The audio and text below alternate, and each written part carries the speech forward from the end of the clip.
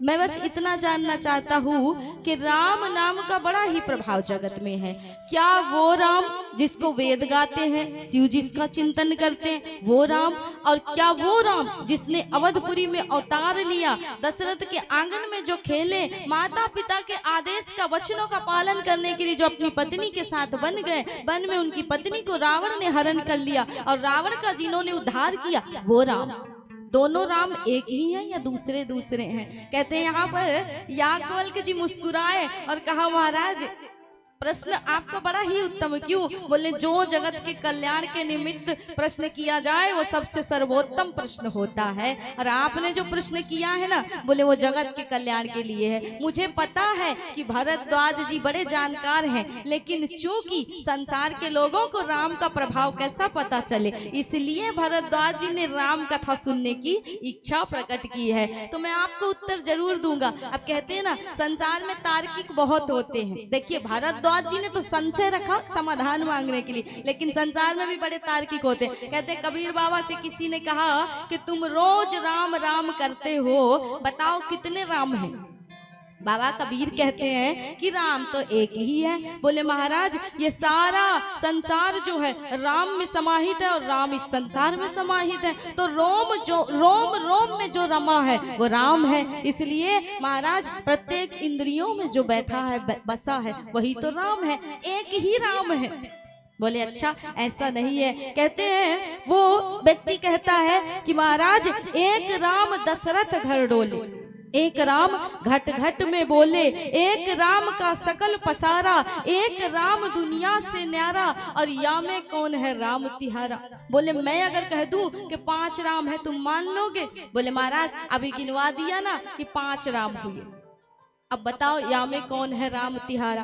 कबीर बाबा कहते हैं कि महाराज जो जिस वाणी में बोले उसको उसी वाणी में उत्तर देना चाहिए, अर्थात कबीरदास का नाम ही है। कहते हैं कबीरदास की उल्टी वाणी और बरसे कंबल भीगे पानी महाराज, क्योंकि जो जैसी वाणी में सुनना पसंद करे उसको उसी वाणी में सुनाना चाहिए। बोले अच्छा ठीक है, चल तूने कह दिया, हम तुझे उत्तर दे रहे हैं, फिर भी तू नहीं मान रहा है कि वही राम दशरथ घर डोले, वही राम घट घट में बोले, उसी राम का सकल पसारा, और वही राम दुनिया से न्यारा, लेकिन तू नहीं मान रहा। तो एक बात बता, तेरे कितने बाप हैं? तेरे कितने बाप हैं? बोला महाराज बाप तो एक ही होता है, कैसी बात कर। बोले हम कह दे 4 बाप हैं तो तू मानेगा? बोले बताओ कैसे हुए। तो कबीर बाबा कहते हैं कि एक बाप तेरे चाचा को भाई, एक बाप तेरे नाना को जमाई, एक बाप तेरे दादी को बारो, एक बाप तेरे फूफा को सारो, और या में को है बाप तिहारो। अब बता महाराज, या में को है बाप तिहारो। इसलिए संसार में जो जैसी वाणी में सुनना पसंद करे उसे बिल्कुल उसी वाणी में सुनाना चाहिए। जो प्रेम किससे समझ जाए उसे प्रेम से समझाओ, और जो तर्क से ही समझता है उसे तर्क से ही समझा दो महाराज। तो यहाँ पर याज्ञवल्क्य जी ने प्रसन्नता से प्रश्नों को सुना और भरद्वाज जी को उत्तर देते हुए कहते हैं कि जो प्रश्न आपने मुझसे किया वो प्रश्न पहले भी हो चुका है महाराज। बोले त्रेता युग में भी ये प्रश्न हो चुका है, जब भोलेनाथ के मन में स्वयं विचार आया कि हमें राम कथा सुननी है। और भोलेनाथ कहाँ पहुंचे थे? बोले सती मैया के साथ कहाँ पहुंचे थे? अगस्त जी के आश्रम में, कुटिया में। अगस्त जी माना जाता है कि एक अंजुली में समुद्र का पान कर गए थे।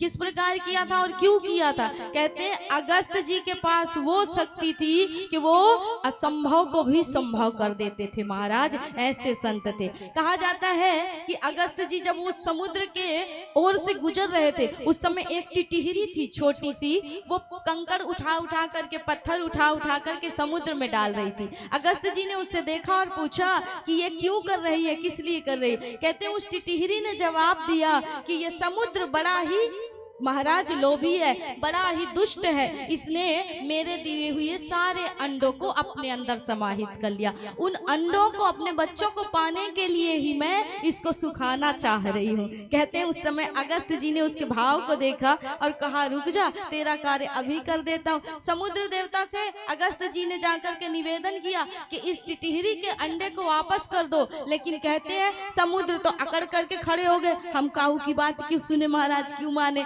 तो अगस्त जी ने कहा नहीं मानोगे तो अभी बताते हैं तुम्हें। कहते हैं अगस्त जी को उस समय क्रोध आया और एक अंजलि में लिया पूरे समुद्र को और पान कर गए। हाहाकार मच गया महाराज। टिटहरी को तो अंडा मिल गया, वो प्रसन्न हो गई, लेकिन बोले समस्त लोगों में हाहाकार मच गई। समुद्र देवता बेचारे भगवान के पास पहुंचे, तब भगवान ने आकर के निवेदन किया कि फिर से दे दो, प्रकट कर दो इनको। तब कहते हैं पुनः वापस उन्होंने समुद्र को लाकर के वहीं छोड़ा। तो जो एक अंजलि में पी जाने वाले समुद्र को वही है कुंभज अर्थात घड़े से उत्पन्न अगस्त जी महाराज। और कहते उन्हीं के पास कथा सुनने के लिए कौन गया? बोले भूत भावन भोलेनाथ महाराज। अर्थात गोस्वामी जी कहते हैं कि एक बार त्रेता जुग माही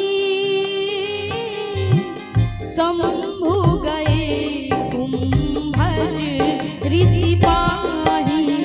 राम सिया राम जय जय राम, राम सिया राम जय जय राम। संग सती जग जननी भवानी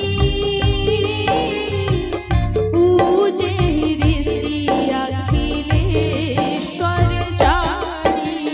राम सिया राम जय जय राम, राम सिया राम जय जय राम। राम राम सिया राम जय जय राम। राम राम सिया राम जय जय राम। तो भोलेनाथ स्वयं किसके साथ जा रहे हैं? बोले एक बार त्रेता जुग माही शंभु गए कुंभज ऋषि पाही। संग सती जग जननी भवानी, जगत की जननी सती भी साथ में है। और बोले जब कुंभज ऋषि अगस्त जी के आश्रम गए, कहाँ गए? बोले तुम घर से पंडाल में कथा सुनने नहीं आ पा रहे हो, लेकिन जिसे कथा की लालसा लगती है ना, बोले वो कैलाश से उतर करके दक्षिण भारत गया है अगस्त जी के आश्रम में। और कहते हैं उस समय जा करके अगस्त जी के पास निवेदन किया कि मुझे कथा सुनाइए। तब कहते हैं कि ऋषि ने सोचा कि साक्षात भूत भावन भोलेनाथ आए हैं, साथ में जगत की माता जगत जननी है, आए तो ये वक्ता बन करके हैं, तो महाराज आए तो ये श्रोता बन करके हैं। और इस हिसाब से यदि देखा जाए तो वक्ता मैं बनूंगा, श्रोता ये बनेंगे, तो वक्ता की पूजा श्रोता ही करता है ना। लेकिन चूंकि ये कोई साधारण मानव नहीं है, ये साक्षात भोलेनाथ है, जगत के आधार है, इसलिए पूजा तो मुझे ही करनी चाहिए। ये सरलता है सामने वाले की, सौम्यता है कि वो झुक करके आपको प्रणाम कर रहा है, ये जान करके भी कि वो आपसे बड़े पद में बैठा है महाराज, लेकिन फिर भी यदि वो झुक करके प्रणाम कर रहा है, यही तो साधु की सरलता है। कहते पूजे ऋषि अखिलेश्वर जानी,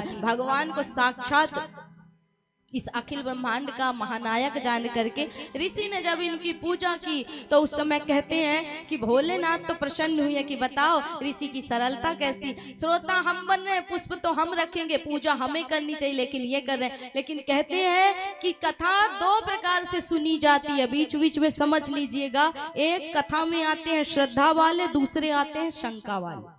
दो प्रकार की मति से कथा में श्रोता आते हैं, एक शंका लेकर के, एक श्रद्धा लेकर के। शंका वालों को कथा तो पूरे 3 घंटे शंका ही सताती रहती है। टेंट की व्यवस्था अच्छी नहीं है, थोड़ा साउंड और अच्छा होता हमारा, वक्ता ये वाला अच्छा नहीं है, दूसरा वाला एक्सचेंज कर लेते, वो ज्यादा नचाता है, वो ज्यादा आनंद देता है। तो पूरा समय ये शंका से घिरे रहते। दूसरे कैसे होते हैं? बोले श्रोता, इनको ना तो महाराज टेंट से मतलब, ना साउंड से मतलब है, ना वक्ता से मतलब है। बोले किससे मतलब? बोले वक्ता बड़ा है या छोटा है, कम से कम राम का नाम तो ले रहा, राम का नाम तो दिला रहा। ये है श्रद्धा वाले श्रोता। तो श्रद्धा वाले श्रोता कौन है? बोले भोलेनाथ है। और शंका वाले कौन है? बोले सती मैया है। इसलिए शंकर को तो यह बात समझ में आ गई कि श्रोता तो हम ही हैं महाराज, और वक्ता ये हैं, ये बड़े हैं, हम छोटे हैं। लेकिन चूंकि ऋषि की सरलता है, इसलिए शंकर स्वयं प्रणाम करने लगे। पर शंका ने सती के मन में घर कर लिया कि जो अभी से हमारे चरण में गिर रहा है वो क्या हमें कथा सुनाएगा महाराज, इसलिए ये क्या कथा सुनाएगा हमें। और कहते शंका लेकर के महाराज महारानी बैठ गई। अब यहाँ पर भोलेनाथ ने निवेदन किया कि हे मुनिवर, मुझे राम का चरित्र सुनाइए। कहते हैं अगस्त्य जी ने कहा कि राम कथा आपसे ज्यादा कौन जानता है, राम को आपसे ज्यादा कौन जानता है, पर आपने मुझे निमित्त चुना, मैं आपको कथा जरूर सुनाऊंगा। इसलिए हे भोलेनाथ ध्यान लगा करके सुनिएगा। कथा आरंभ हुई। शंका लेकर के सती बैठी हैं, श्रद्धा लेकर के भोलेनाथ बैठे हैं। भोलेनाथ के नेत्र बंद है, कथा सुन रहे हैं महाराज। अब जब कथा सुन रहे हैं तो यहाँ पर गोस्वामी जी ने बड़ी सतर्कता से कहा कि राम कथा मुनि वर्ज बखानी और सुनी महेश परम सुख मानी। बोले आई तो जगत जननी भी साथ में थी, लेकिन नाम किसका लिया? बोले सुनी महेश परम सुख मानी। सिर्फ सुना किसने है? बोले सुनने वाले से नाम कट गया है सती मैया का, सुना नहीं है, क्योंकि शंका लेकर के बैठी है। और जो शंका के साथ बैठा है तो जहाँ काम तहाँ राम नहीं और जहाँ राम तहाँ काम नहीं। महाराज दोनों एक जगह नहीं हो सकते। बोले प्रेम गली अति साकरी जामे दो न समाए। महाराज या तो हरि को बुला लो या काम को बुला लो, इसमें एक ही आ सकता है। बोले शंका है तो श्रद्धा कहाँ से आएगी? सती ने कोई कथा नहीं सुनी। जब पूरी कथा विश्राम हो गई तो यहाँ पर भोले बाबा कहते हैं कि हे मुनिवर, आपने मुझे कथा सुनाई है, आपके लिए जो उपयोगी वस्तु हो ऐसी कोई दान दक्षिणा मैं आपको दे सकूं, आप मुझे बताइए। अब भारत के साधु संत महाराज मांगते कभी है नहीं, लेकिन हाँ मन में एक इच्छा तो है कि मांग भी नहीं सकते, और मन में एक इच्छा है कि भक्ति का वरदान मिल जाए, राम भक्ति का वरदान मिल जाए। मुनिवर कहते हैं कि प्रभु मुझे और कुछ नहीं चाहिए, बस ये बताइए कि ऋषि पूछी हरि भगति सुहाई। मैंने जिस हरि की कथा सुनाई आपको, उसकी भक्ति आपको कैसी लगी? यदि अच्छी लगी तो मुझे भी थोड़ा सा उस भक्ति का रस पिला दो, वरदान दे दो। भोलेनाथ समझ गए कि मुनिवर की बुद्धि बड़ी चतुर है महाराज, मांगना भी नहीं चाहते और मांग भी रहे। इसलिए बोले कि उस समय भोलेनाथ ने सुंदर इनको आशीर्वाद दिया और कथा सुन करके दोनों निकल पड़े महाराज अगस्त्य जी के उस आश्रम से। कहते हैं आज जब मार्ग में जा रहे हैं, सती ने कथा नहीं सुनी है, भोलेनाथ ने कथा सुनी, इसलिए भोलेनाथ सिर्फ राम का चिंतन करते हुए जब जा रहे हैं तो उस समय कहते हैं कि भोले बाबा एक ही विचार कर रहे हैं, ये युग कौन सा चल रहा है? बोले त्रेता युग। इसी समय हमने राम का चरित्र सुना है, हमारे प्रभु अभी दंडकारण्य वन में विचरण कर रहे हैं, तो क्यों ना इस परम अवसर पर यदि मुझे मेरे इष्ट के दर्शन मिल जाए तो आनंद आ जाए। महाराज कहते हैं इस बात का भोलेनाथ विचार ही कर रहे हैं, मन में इच्छा ही लाई थी कि उसी समय साक्षात प्रभु श्री राम और लक्ष्मण